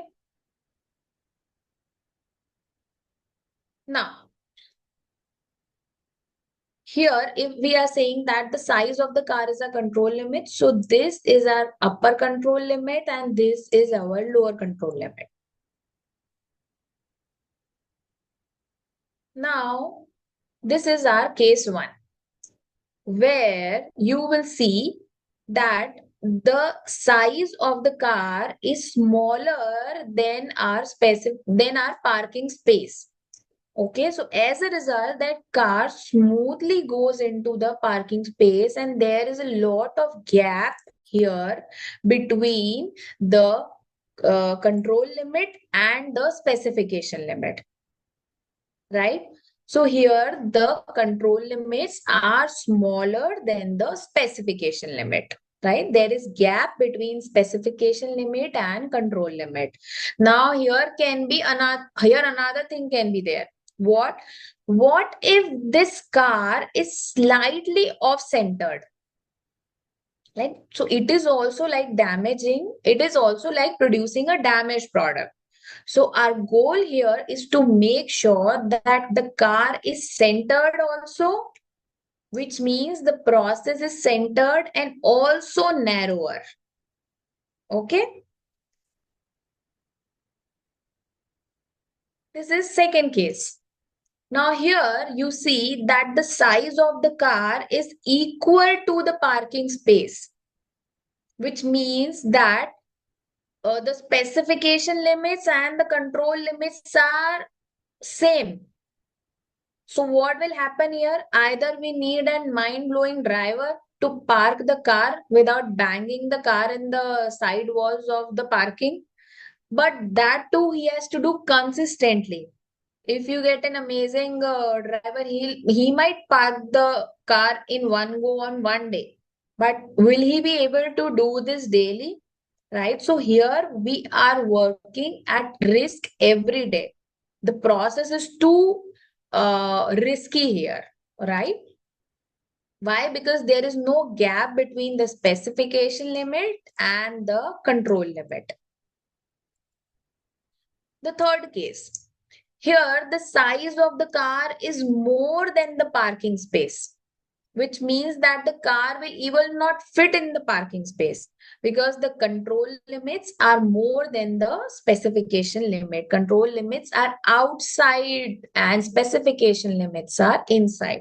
So here, even if your process is stable, even if your process is centered, but you still will be producing things which are not acceptable to customers. Okay. Now we are going to understand what is CP. Okay. So what actually CP measures? CP measures the potential capability of a process. It is clear. We already understood what this means. What is the formula? Very simple. USL, which is upper specification limit minus lower specification limit divided by 6 times the deviation, which is the standard deviation. Okay. So here the sigma is for standard deviation. Now, what does this mean? CP actually compares the width of your process. So this is the width of your process. So CP actually compares the width of your process spread, which is equals to 6 standard deviations, to the width of the specification. Okay. Is it clear? Should I repeat once? Anyone? ma'am. Yes. Should I repeat? Yeah. Okay. All right. Okay. CP, basically the function of CP is process capability index. What is the function of process capability index?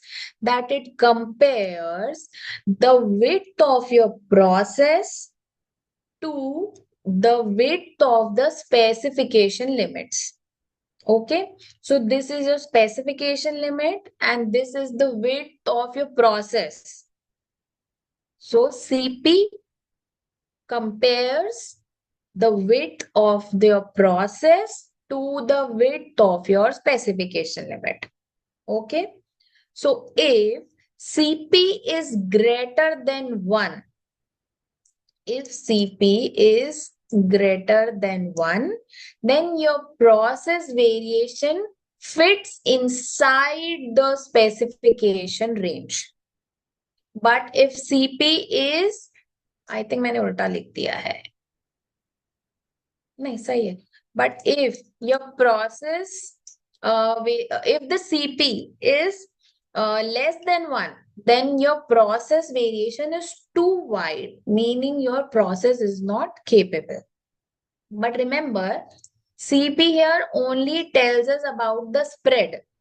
It does not care whether the process is centered in the middle of the specification or not. So you'll see here that this process width is not centered. So CP doesn't talk about the centricity of the process. It only tells you whether what is the connection between the width of the process and the specs of the process. So it actually tells us how good a process could be if it were perfectly centered. Right? Now, okay, let me give you another example. Okay.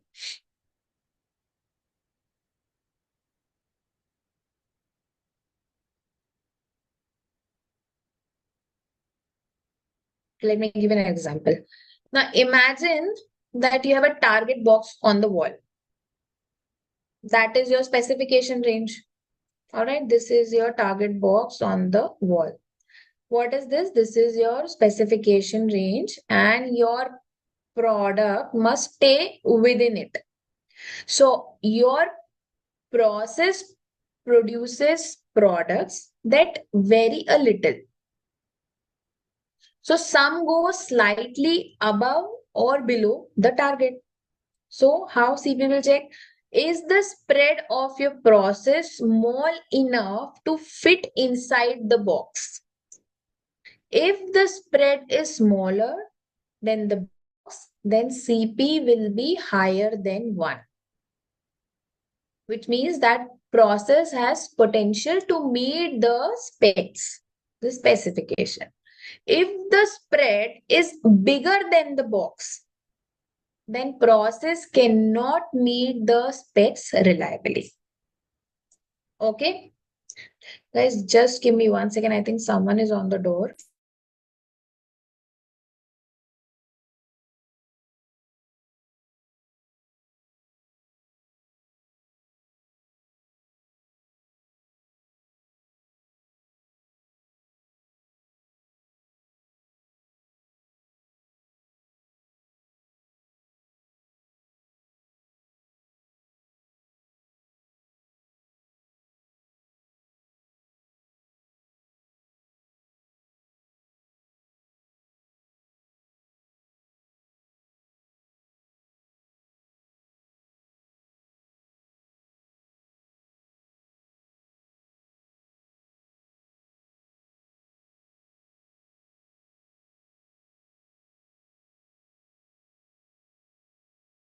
Nayan, you are on mute mode.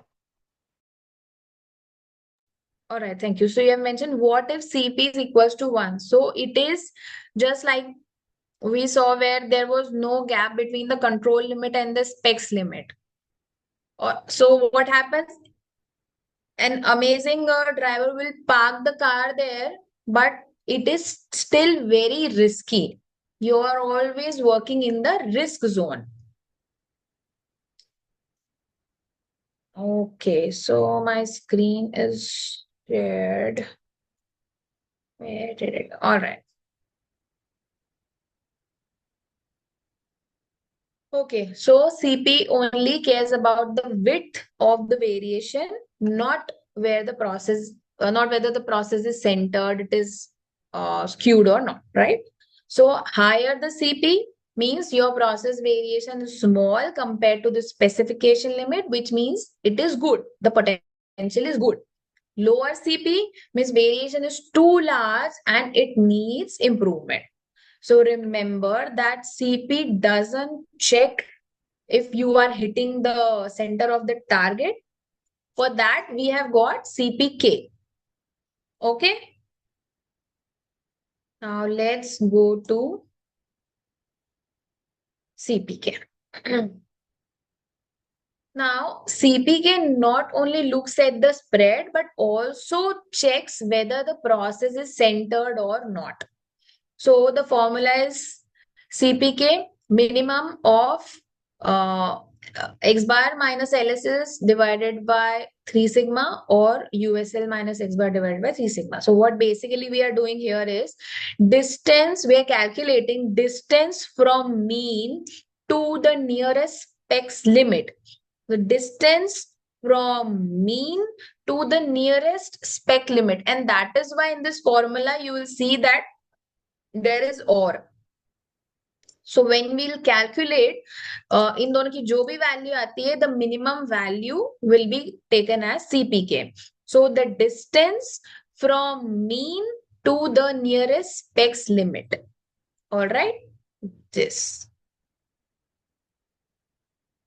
Now CPK stands for Process Capability Performance Index. So while CP only looks at the spread, it also checks, CPK checks whether the process is centered between the specification limits. So CPK basically takes the smaller distance of the mean to either of the spec limits and compare it to 3 standard deviations. That's why we are dividing it with 3 standard deviations. So if your process mean is exactly in the middle, CPK and CP will be equal. But if the process mean is shifted towards one of the limits, CPK will be smaller than the CP. That means that the process is off-centered and closer to producing the defects. Now think of it like this. You have target box on the wall. That is your specification range. Your process produces products with some variations, of course. CPK tell you 2 things at once. Is the process variation small enough to fit inside the box? Is the process centered so most outputs hit the target? Right? So if your process is off-center, CPK will be smaller than CP, even if the variation is okay. Now, we will also understand how to interpret CP and CPK.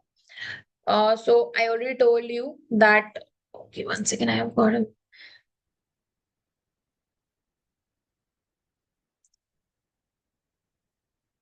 Okay, so let's take this example.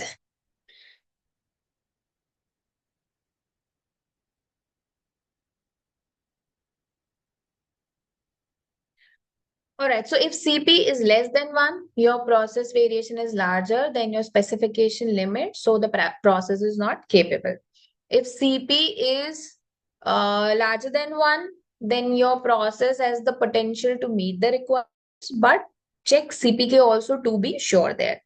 If CPK is equals to CP, process is centered perfectly between LSL and USL.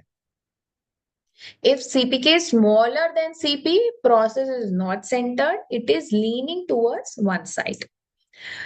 So if CP or CPK is more than 1.33, it is considered as a capable process. So these are some normal industry benchmarks on which industries function. If it is more than or equal to 1.67, it is very good, considered good. If it is more than or equal to 2, then it is considered as an excellent CP-CPK. So CP tells you that your process fit And CPK tells you that it actually fits while also it is being centered. Let's see at this example of the cars again. Here you will see that these two cars are on the specification limits. As a result, the CP is also 0.7, and since the process is not centered, the CPK is also 0.7. So the process is not capable because both of these are less than 1. Right?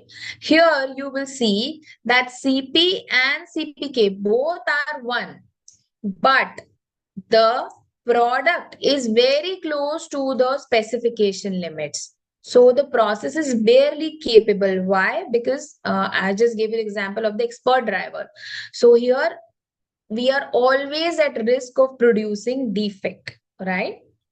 In third case, you'll see that CPK is 1.5, but CPK is 0.7. So although CP is more than 1, but CPK is less than 1, and that is why we can see that the process is shifted towards the lower specification limit, and that is why this process is also not capable.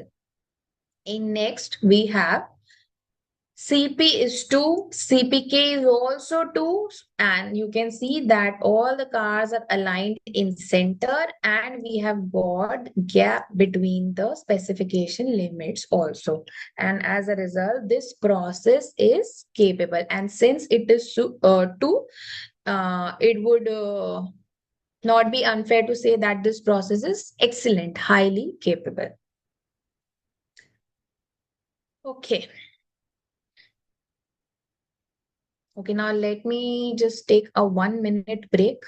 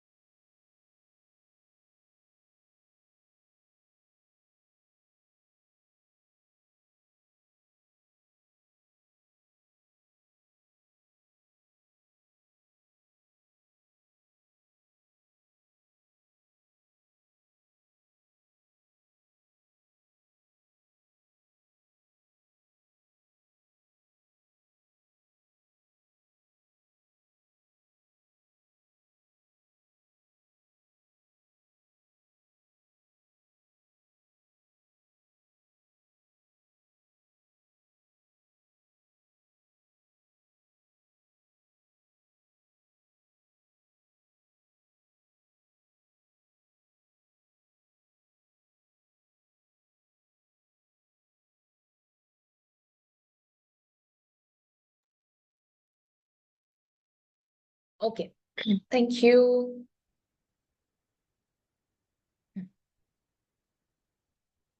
Now we'll see how to calculate CP and CPK. Okay, see, it is really difficult that you become pro in first go. So it is okay if there are any doubts, if you're feeling confused. So I have a question in the chat box. So wait, what if CPK is more than CP? That is not possible. Let me explain it to you with an example. So let's say that CP is the total portion, and the total, the whole thing, and CPK is a part of it. So it is not possible that, and if any values comes like that, then you have to check your values and maybe the value of the standard deviation that you're using, or whether it is used different in CP or CPK. So you can take it as like, if the question paper is of 100 marks, then the total marks you can score is of 100.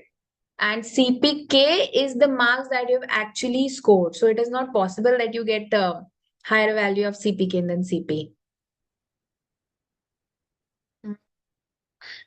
So any questions in CP and CPK? Because after this, we'll start from tomorrow on how to calculate CP and CPK. Any questions? Tomorrow we start on how to calculate CP and CPK. Yes, we'll be doing examples with Excel. We'll be doing some activities also where I'll give you questions and you will calculate CP and CPK.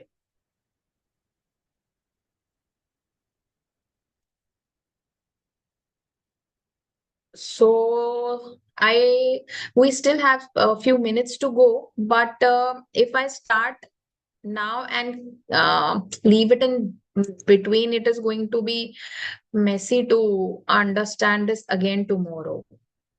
So I think we should start with the calculation and formulas from tomorrow only.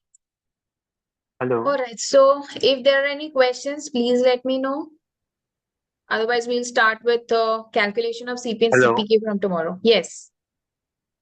Ma'am, these are the all the factors that can improve the control phase, That can which we improve have the covered today.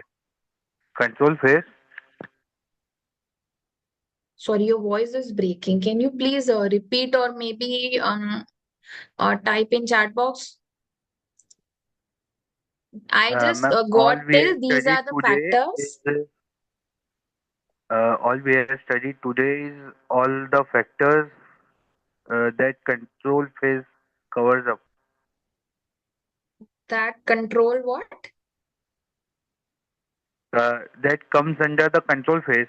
Yes, yes, yes. That is how we are going to make sure that our process is controlled and it is capable. Okay, ma'am. Yeah. Anyone else having any question? No, ma'am. All right. Okay. So we'll end today's session here. I'll see you guys tomorrow. Be prepared with your laptops, computer, whatever, because we'll be doing some practical examples on how to calculate CP and CPK. So make sure you are Excel ready tomorrow. All right. Thank you, everyone. Have a good night. Bye bye. Take care.